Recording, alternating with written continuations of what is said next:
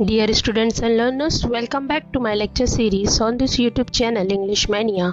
Feed the mind, feel the English. So today's video lecture is about unseen passage. If you haven't subscribed the channel, please subscribe it now. So this question of unseen passage will come on question number 2A. Question will be like activities based on a non-textual, that is unseen, extract of 275 to 300 words, and it will be there for 12 marks. And question number 2B is based on summary of the unseen passage, and this will be there for 3 marks. Unseen passage का question आपको question number 2 में board examination में आएगा. Question number 2A में आपको कुछ questions दिए जाएंगे और question number 2B summary writing का रहेगा. Question number 2A will be there for 12 marks, 12 marks के लिए होगा, और समरी राइटिंग जो है वो 3 मार्क्स का होगा. Before starting the video lecture, let me tell you useful tricks for summary writing. First tip is, do not read the passage first. Always go through the questions first and then the passage. कभी भी आप passage को सबसे पहले ना पढ़ें, बल्कि आप क्वेश्चंस को पढ़ें जो उसमें दिए हुए हैं. This will prepare you to focus on the things you need to look in the passage. इससे आपको ये बात के लिए हेल्प मिलेंगी कि आपको पैसेज में क्या ढूंढना है. Focus only on the question, सिर्फ आपको फोकस करना है क्वेश्चंस पे and not on a particular answer option. A quick overview of the questions is sufficient. सबसे पहले आप सारे के सारे क्वेश्चंस पढ़ लें, उसके बाद में आप अनसीन पैसेज को रीड करेंगे. Second tip is, do not think the correct option would come from outside the passage.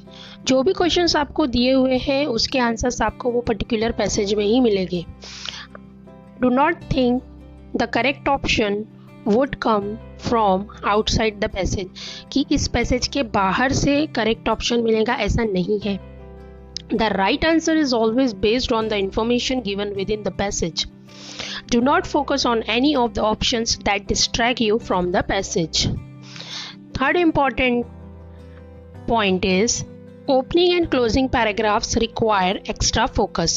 जहाँ से पैसेज आपका स्टार्ट हो रहा है, that is the first, and closing means the concluding paragraph, the last paragraph, require extra focus. आपको extra focus करना है starting के और लास्ट के पैराग्राफ पे.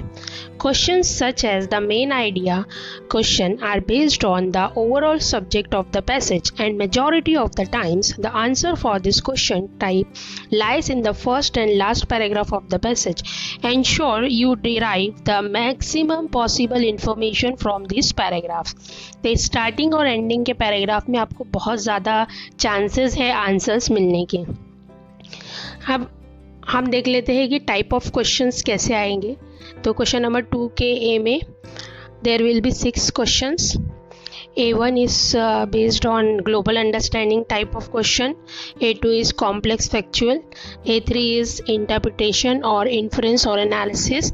A4 is for personal response type question.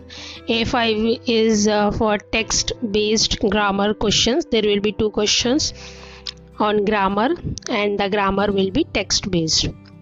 And A6 is vocabulary. Now let's see one example.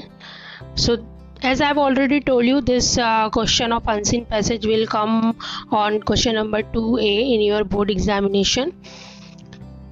Question will be like, read the activity, read the extract and do all the activities. 12 marks. तो ये 12 marks के लिए वहाँ पे है. एक आपको passage दिया हुआ है, oil is one of the world's major sources of energy. First paragraph, second paragraph, third paragraph. अब यहाँ पे जब भी हमें अनसीन पैसेज आता है तो हमें पढ़ना है सबसे पहले क्वेश्चंस. तो सबसे पहले आपने क्वेश्चंस पढ़ लिए. A1, choose the statements that summarise the extract. A2 पढ़ लिए, complete the flow chart about information of crude oil. A3 पढ़ लिए, describe the process of continental drift formation. A4 is state the importance of oil. A5 is rewrite the following sentence in the ways. सिर्फ A4 तक ही हमें पढ़ना है. A4 भी जो है वो पर्सनल रिस्पॉन्स टाइप क्वेश्चन है. अगर हमें सिर्फ 3 क्वेश्चन पढ़ना है, A1, A2, A3. A1, A2, A3 पढ़ने के तुरंत बाद आपको पैसेज रीड करना है, उसमें से आपको आंसर्स निकालने हैं. A4 हमेशा पर्सनल रिस्पॉन्स टाइप क्वेश्चन रहेगा. पर्सनल रिस्पॉन्स टाइप क्वेश्चन हमेशा इंफॉर्मेशन पे बेस्ड होता है जो भी आपको अनसीन पैसेज में दी हुई है.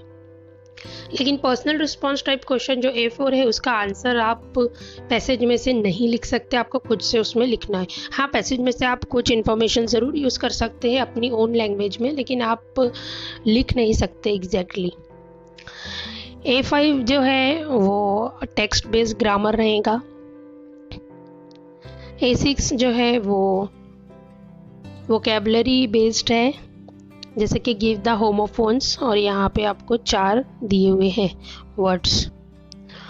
और अगर हम क्वेश्चन नंबर 2 के B की बात करें तो वो समरी राइटिंग रहेगा.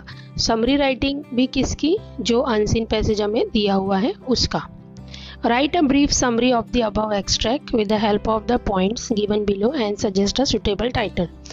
This is there for 3 marks. आपको अनसीन पैसेज की समरी लिखना है. यहाँ पे आपको कुछ पॉइंट्स दिए हुए हैं. आपको करना क्या है कि सबसे पहले you must suggest a suitable title. अपने आंसर में सबसे पहले आपको एक टाइटल लिखना है. जैसे कि अभी हम जो पॉइंट्स पढ़ रहे हैं, oil as a source of energy, our dependence, type of oils, mineral oils, origin of crude oil, formation of crude oil, forming of sedimentary rocks, continental drift. Okay, तो सबसे पहले आपको टाइटल देना है, एक सूटेबल टाइटल जो कि आपके पैसेज में नहीं दिया हुआ है. लेकिन हाँ, जब आप देखोगे कि ये जो पर्टिकुलर पैसेज है वो किसके बारे में है तो आपको दिखेगा कि ये ऑयल के बारे में, तो आप एक सिंपल सा टाइटल दे दीजिए ऑयल. तो समरी राइटिंग में सबसे पहले आपको एक टाइटल देना है समरी का. उसके बाद में आपको आंसर लिखना स्टार्ट करना है. ध्यान रहे कि समरी राइटिंग लिखते समय आप कोशिश करिए कि आपकी समरी जो है वो 1 से 2 पैराग्राफ में आए, ज़्यादा पैराग्राफ में नहीं लिखना है आपको. समरी हमेशा आपको आपके खुद के वर्ड्स में लिखना होता है. एग्जैक्टली जो क्वेश्चन आपको दिया हुआ है या पैसेज आपको दिया हुआ है वहाँ से आप A to Z नहीं लिख सकते हैं. लेकिन हाँ, ये क्वेश्चन जो है काफ़ी स्कोरिंग क्वेश्चन है, इसको बिल्कुल भी स्किप ना करें, हमेशा इसको अटेम्प्ट करें. सिंपल सी ट्रिक है कि सबसे पहले आपको टाइटल लिखना है. टाइटल हमेशा आपको फर्स्ट पैराग्राफ में मिल ही जाता है.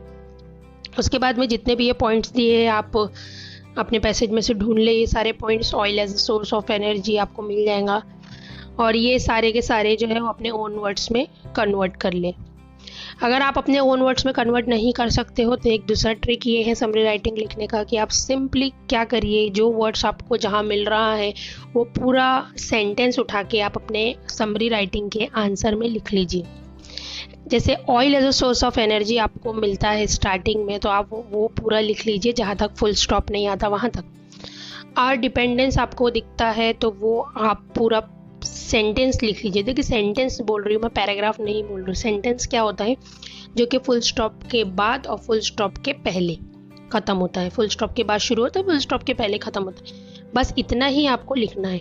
टाइप्स ऑफ ऑयल अगर आपको कहीं मिल रहा है तो आप वो लिख लीजिए कि कौन कौन से टाइप्स ऑफ ऑयल्स हैं. ऐसे करके आप ये पूरे पॉइंट्स आपके आंसर में आने चाहिए.